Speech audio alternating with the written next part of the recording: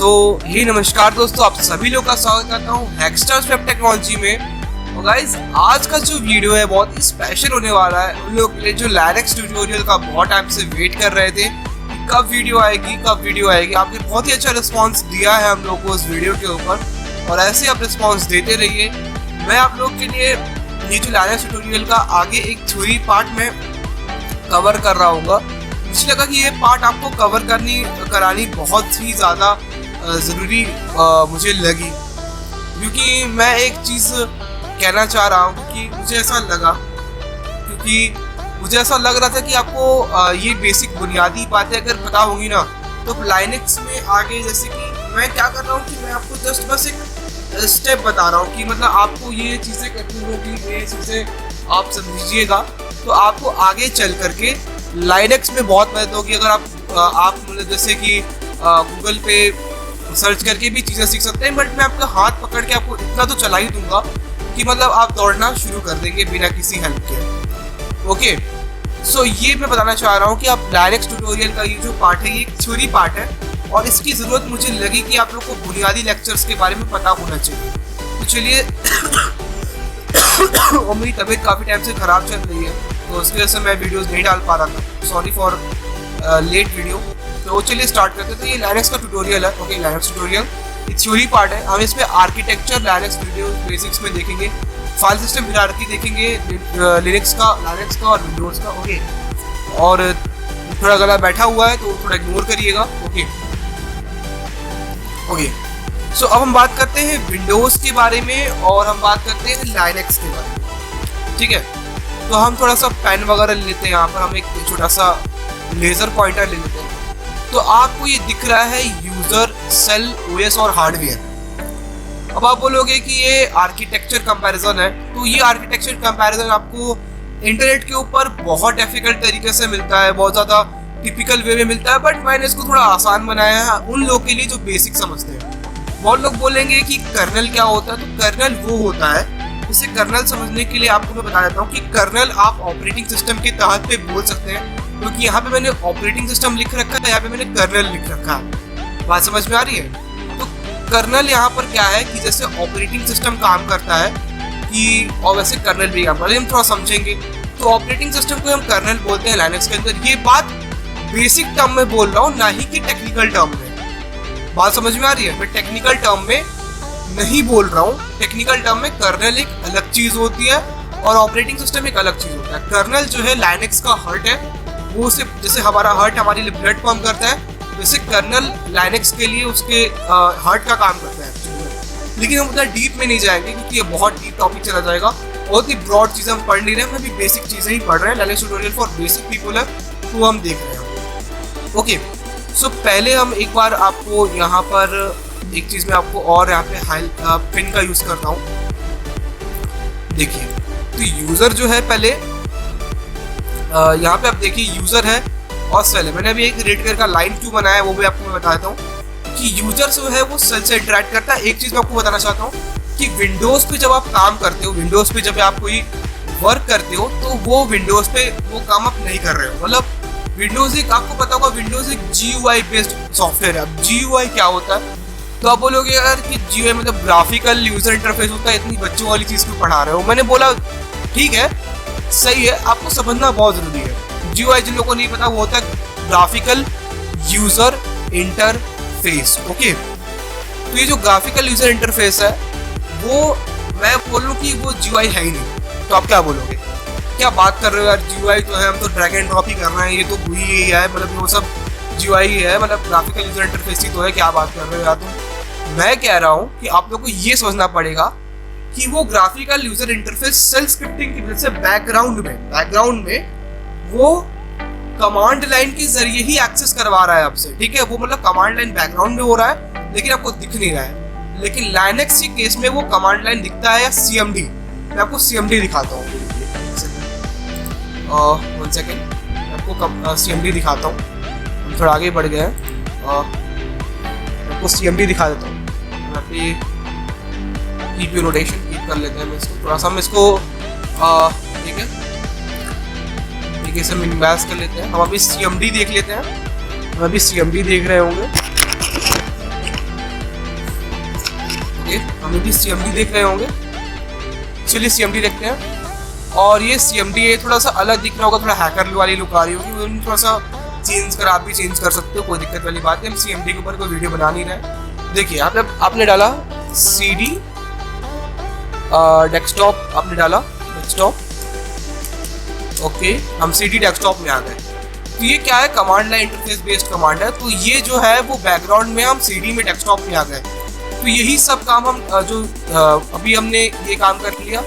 अगर मैं आपको बताऊँ, ये चीज़ दिखती नहीं है, अभी मैं आपको बताता हूँ, ये चीज़ दिखती नहीं है और वो क्या चीज़ है। अगर हम डेस्कटॉप में आ रहे हैं, यहाँ पे डेस्कटॉप में चलते हैं एक बार से, डेस्कटॉप में जैसे हम डेस्कटॉप पे पहुँच रहे हैं, तो इसका मतलब कि बैकग्राउंड में कमांड लाइन इंटरफेस हमें डेस्कटॉप पे ही पहुँचा रहा है, ठीक है, लेकिन वो चीज़ दिख नहीं रही। ओके, इतनी ही बात मैं आपको बताना चाह रहा था, ओके ना। Okay, so from playlist, okay. तो क्या होता है कि शेल होता है, वो मैंने जब आपको कमांड दिखाया, कमांड लाइन दिखाया, वो शेल बोलते हैं उसको। तो यूजर जो होता है वो शेल के साथ इंटरेक्ट करता है, चाहे वो GUI बेस में कर रहा हो, चाहे CLI बेस में कर रहा हो, और ऑपरेटिंग सिस्टम हार्डवेयर के साथ इंटरेक्ट करता है। अब ये कैसे काम करता है, तो हार्डवेयर वही के साथ कम्युनिकेट करता है, ठीक है, और कर्नल के साथ कम्युनिकेट करता है। लाइनेक्स में कर्नल के साथ हार्डवेयर कम्युनिकेट करता है। ओके, कैसे, जैसे ऑपरेटिंग सिस्टम के अंदर, ऑपरेटिंग सिस्टम से जब हम क्लिक करते हैं, जैसे फॉर एग्जांपल हमें GTA 5 चलाना है, ठीक है, GTA 5, तो हार्डवेयर के पास वो रिसोर्स है, बट विदाउट ऑपरेटिंग सिस्टम हम उस फाइल को खोल नहीं सकते। तो यही वो हेल्प करता है हमारे लिए, ठीक है। तो ऑपरेटिंग सिस्टम एक हर्ट है जो कि मतलब यूज करने के लिए होता है कि हम कोई एप्लीकेशन सॉफ्टवेयर को चला सके, और फिर वो सेल के पास उस चीज़ को भेजता है, ठीक है, सेल के पास भेजता है और यूजर के पास वो चीज़ जाती है। देखिए कैसे जाती है, एक बार मैं दिखा देता हूँ। पहले जो यूजर के पास, सेल के पास आता है, फिर OS के पास आता है, फिर हार्डवेयर के पास आता है। वैसे ही हार्डवेयर के पास जब हो जाता है तो ये चीज़ वापस से हार्डवेयर OS को दे देता है, फिर शेल के पास हो जाती है, फिर शेल यूजर से इंटरेक्ट कर लेता है और हमारे पास GTA 5 चल के आ जाती है। कर्नल में जो होता है कमांड होता है, ठीक है। कर्नल लाइनेक्स में क्या होता है कि लाइनेक्स जो है वो कर्नल, मतलब कर्नल जो है सेल के साथ, मतलब जैसे कर्नल हम बोल सकते हैं कि हार्डवेयर कर्नल के साथ कम्युनिकेट करता है, हार्डवेयर जो होता है कर्नल के साथ कम्युनिकेट करता है, और जो शेल होता है वो यूजर के साथ कम्युनिकेट करता है, ओके ना। शेल जो है वो यूजर के साथ और कर्नल जो है वो हार्डवेयर के साथ कम्युनिकेट करता है, ओके ना। ये लाइनेक्स के केस में होगा, विंडोज की समझ लिया हमने, लाइनेक्स के केस में ये होगा। बात समझ में आ रही है, ठीक है, ओके ना। मैं नोट्स देख के पढ़ रहा हूँ क्योंकि मेरे को भी पता है, लेकिन नोट्स में मैंने थोड़ा ब्रॉड वे में लिखा हुआ है, ठीक है ना। आपसे क्या छुपाना, आप लोग तो ऑडियंस हो, ठीक है। तो ऑपरेटिंग सिस्टम के साथ कम्युनिकेट करता है, हार्डवेयर जो है वो ऑपरेटिंग सिस्टम के साथ कम्युनिकेट करता है एक्चुअली में। जैसे एक चीज़ और मैं बताना चाहूँगा कि ऑपरेटिंग सिस्टम हार्डवेयर के साथ इंटरेक्ट करता है, रिक्वेस्ट करता है, और ऑपरेटिंग सिस्टम हार्डवेयर से रिक्वेस्ट करता है, और ऑपरेटिंग सिस्टम या कर्नल बताता है कि सॉफ्टवेयर के लिए इतनी हार्डवेयर की जरूरत पड़ेगी या मैनेजमेंट वगैरह के लिए होता है, ओके ना। तो सेल बताएगा यूजर को कि हाँ ऑपरेटिंग सिस्टम ने ये फाइल ले लिया है, अब सेल जो है यूजर को अपने पास डिस्प्ले करा देता है। इतना चीज़ आप समझ जाइए, इसके अंदर हम और ब्रॉड में नहीं जा रहे, ये बहुत ही बेसिक टर्म में मैं आपको। चलिए अब हम बात करेंगे विंडोज और लाइनेक्स के सिस्टम, विंडोज और लाइनेक्स के मतलब जो भी कंपैरिजन है, इसका फाइल सिस्टम हिरार्की है जो कंपैरिजन होता है। तो विंडोज में एक होता है प्रोग्राम फाइल्स यूजर, प्रोग्राम 86 पर फ्लॉक्स, ये बस बेसिक्स वाले होते हैं, मतलब विंडोज की कुछ कॉन्फ़िगरेशन फाइल्स होती हैं। अगर इन कॉन्फ़िगरेशन फाइल्स को आप छेड़ते हो ना तो आपका सिस्टम करप्ट हो जाता है। वैसे ही विंडोज में C ड्राइव होती है, वैसे ही वहाँ पर ये वाली ड्राइव होती है, ठीक है। ये देखिए ये होता है रूट यूजर होता है, ये देखिए ये वाली ड्राइव होती है, ये स्लैश होता है, स्लैश। जैसे C ड्राइव है, जैसे ठीक है, जैसे C ड्राइव आप देख रहे हो ना, वैसे यहाँ पर ये जो है यहाँ पर सिंपल एक स्लैश होता है, फॉरवर्ड स्लैश, और ये बैकवर्ड स्लैश। देखिए बैकवर्ड स्लैश, ये फॉरवर्ड स्लैश, ओके ना। अब इसमें फाइल्स होती है रूट, बिन, होम, बूट एक्सेट्रा यूजर, इसके बारे में हम पढ़ेंगे। लेकिन विंडोज के अंदर ये सारी बेसिक फाइल्स होती हैं और बुनियादी फाइल्स ये होती हैं, बुनियादी फाइल्स इसमें रूट में ये होती है। तो ये जो फाइल्स होती हैं इसको भी आपको डिलीट नहीं करना होता है वरना आपका सिस्टम करप्ट हो जाता है। तो ये बात होती है कॉन्फ़िगरेशन फाइल्स, आपको पता ही होगा।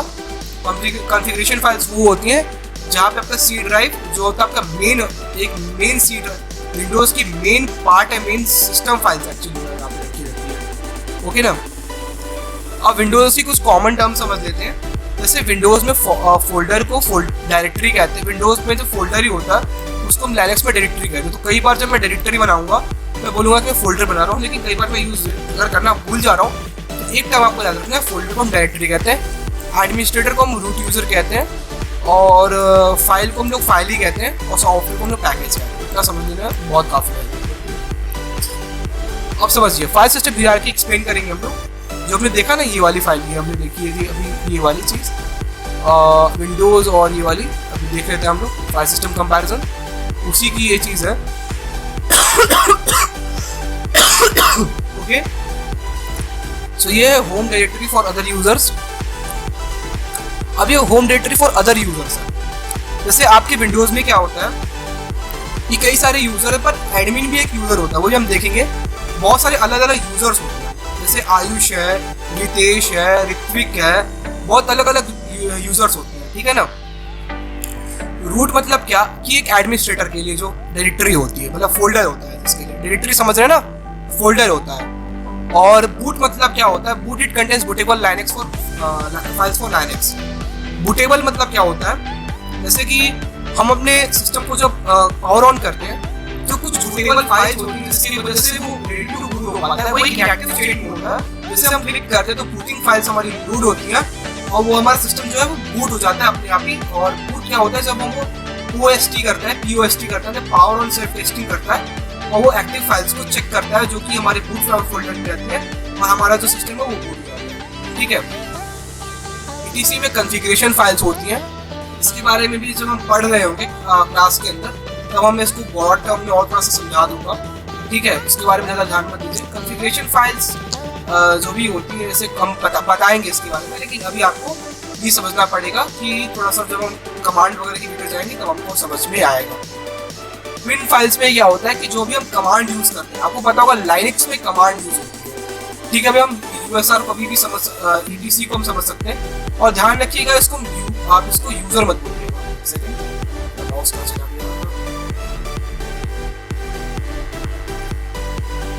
हाँ ये रहा माउस मेरा, और जो मेरा माउस है उसमें हम क्या बनाता हूँ, इसको देखिए ये लेजर पॉइंटर को हाईलाइट कर रहा हूँ मैं।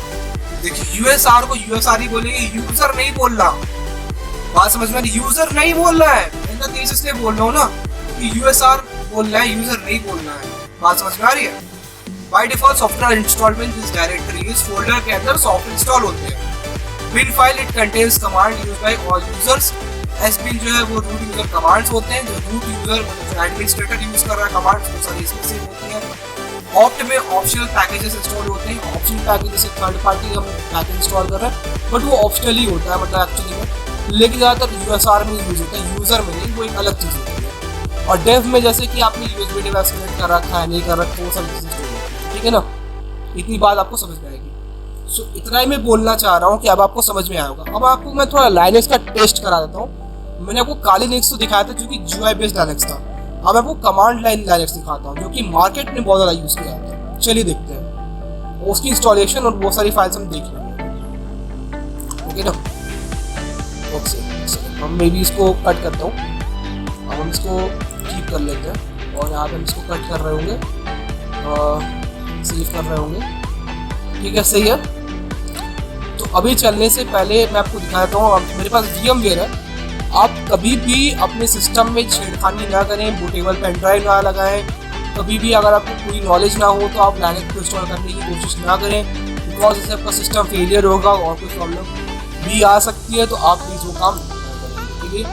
अगर आप छोटे से स्टार्ट कर रहे हैं, अगर आप बिगिनर हैं, अगर आप बहुत इजी लेवल से स्क्रैच से हैं, तो अभी आप ये काम कर सकते हैं, ठीक है ना। अब हम कर रहे होंगे power on the virtual machine, ठीक है जनाब, और ये हो गया वर्चुअल मशीन पावर ऑन। अभी हम क्या कर रहे होंगे, अभी हम थोड़ा सा एक और काम कर रहे होंगे अपना, और ये वाली जो काम होगी ये वाली काम होने वाली है। सॉरी, मैं ये काम नहीं कर रहा हूँ, मैं काम कर रहा हूँ सिंपल सा, ओके। ये हम काम कर रहे होंगे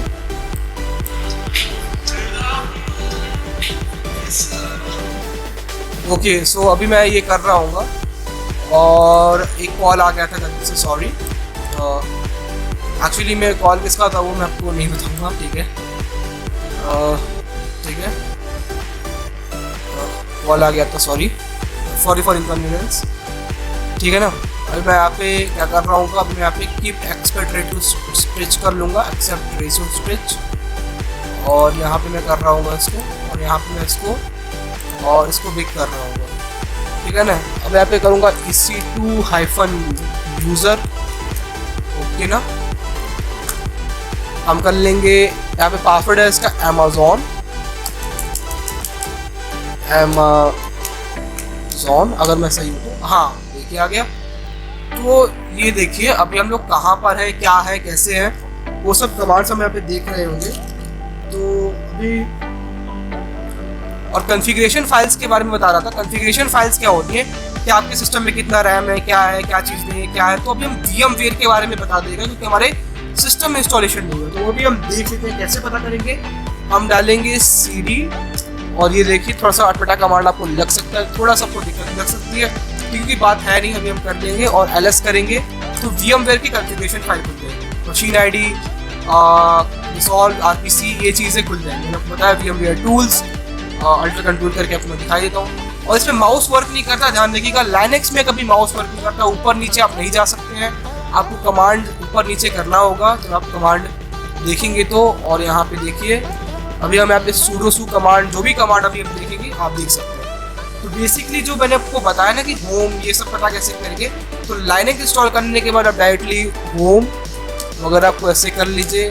होम में जैसे जाना होगा आपको, कैसे जाएंगे, आपको सॉरी मैंने गलती की है, CD होम लगा देंगे और / लगाएंगे, एंटर करेंगे, LS करेंगे तो लिस्ट आ जाएगी।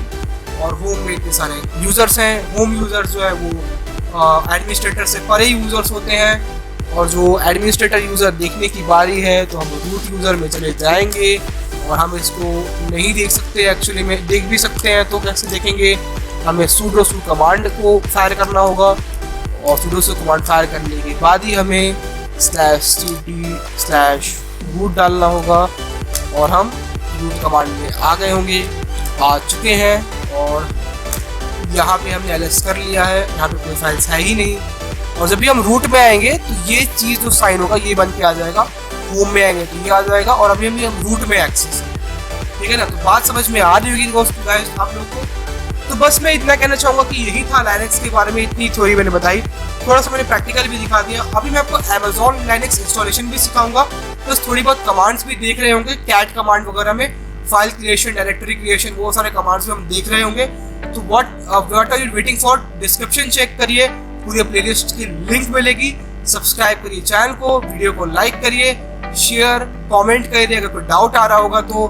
बाकी मिलते हैं अलग वीडियो में। और अगर आपको कोई सी भी मतलब वेब एप्लीकेशन की सर्विसेज चाहिए अपनी कंपनी के लिए, तो आप ऋतिक रॉय से कांटेक्ट कर सकते हैं, जो कि आपको डिस्क्रिप्शन का नंबर और वेबसाइट लिंक मिल जाएगी। तो मिलते हैं हैक्सर वेब टेक्नोलॉजी के ऊपर ही, तब तक के लिए जय हिंद, वंदे मातरम।